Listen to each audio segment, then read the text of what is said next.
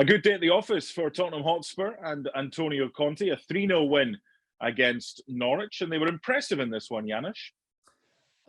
They were in the second half. I did not think they were impressive in the first half, and I would bet that neither was Antonio Conte, right? Because he is about organization, he is about control, and in fact, I think his team allowed Norwich City to actually play. I mean, there were passages of time where Norwich, were controlling the game, and Antonio Conte is all about control of the game. Most coaches want to have that, right? So I didn't think it looked great in the first half. Half chances here and there again for Spurs, but they stayed with it. And I think, the halftime talk must have been telling, because in the second half, it really was just one-way traffic for the most part. Maybe not spectacular again from Spurs, but that's 3 wins right now, a clean sheet that's important, and a great position in the table with a game in hand. I think it was against Burnley, right? That's Yeah. So I mean, real good position with what I would say not a great performance. The score indicates that, but it wasn't a great performance. It was a spectacular goal that opened the scoring after 10 minutes from Lucas Moura. And he's one of these players that when he does something like that, you're not surprised because he's capable of it. You just wish he would do it more often.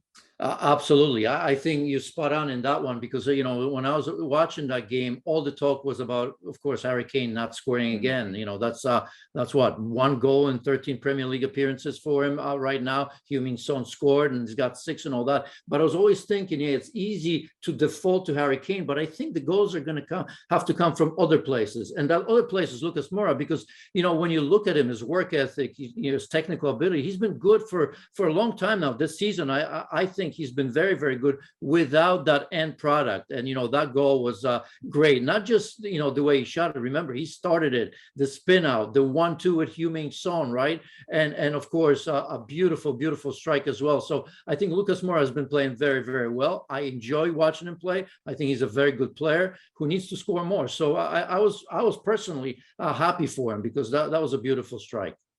Let's talk about the South Korean, HeungMin Son, because he's the talisman right now, and he's performing regardless of whether Harry Kane is or is not among the goals. If Kane is to move on, I don't think it's any issue for Spurs whatsoever to have to rely on Son HeungMin as a talisman, because he's got the ability and he likes to take the weight of this team on the shoulders. Ideally, they'd still want Kane to be there, but Son HeungMin is a top player. He does, and he could be, you can make him a number 9. He's got the pace, he's got the quickness, he can play on the break, he can play in possession, right? So yeah, absolutely he could. I don't think you want to. I'm sure the Spurs fan don't really want to lose Harry Kane. 6 goals, that's not incredible. It's good for a start of the season, but is HeungMin Son going to be the sort of a player that Harry Kane has been for 4 or 5 years? Well over 20 goals, 20 plus, I'm not so sure. But I think in tandem with a good striker, he's incredible. And as I said, there's a certain level that HeungMin Son does not go below. It's always at a, for me, always at a very high level. So not many players like that. Okay, let's keep that theme going. What level is Harry Kane at right now? He's always been,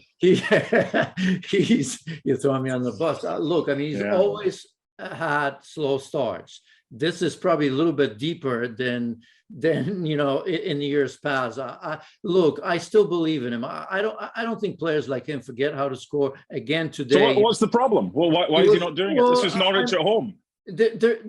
There is not one thing that you can fix. If you look at Harry Kane today, again, 2 or 3 times he came very, very close. One, a very good save. Right after that save, I believe it was a corner that Spurs scored anyway. It came from a save. So look, there's no answer to that. How do you answer? Why aren't you scoring? If he wasn't in the scoring position, that's one thing. You're just off a little bit. And once you get that 1 or 2, then you stop thinking about what you're doing. Because I would have to imagine that, when you're not on a roll, you maybe overthink things a little bit. And great strikers don't have to do that. Will it be like London buses for Harry Kane? You wait forever for one, and then a few come along at once. It'll come. At the end of the day, you're still going to see, I still see him scoring, over 10 goals, well over 10 goals when the season's over. Final point I want to make, and it's a bit of an unsung hero, Ben Davies, because he was kind of out of things, playing second fiddle to Sergio Reguilon prior to Antonio Conte coming in a formation of a back four. Now in a back three, he's playing left centre back. He's getting the chances and the opportunities to get forward. He's set up HeungMin Son, and he's doing all right in that position, isn't he? He's like a reformed character, but he's just been given a chance. Yeah, it's not a huge change for him, I suppose. I think he will be happy that he knows that there's always going to be a place for three center backs. And, I mean, Cristian Romero is going to come in. I'm pretty sure he's going to earn his place under Antonio Conte. Davinson Sanchez scoring today as well. So that's important. And there's probably one spot open. Is it going to be Eric Dyer? Is it going to be Ben Davies? For as long as he continues to play like that, he knows he's going to have a chance. So you're quite right in saying that the system favors Ben Davies, because I think he's done well there. And, from time to time, he can continue to play at left back if need be. No goals for Harry Kane, but 3 for Spurs and all 3 points against Norwich.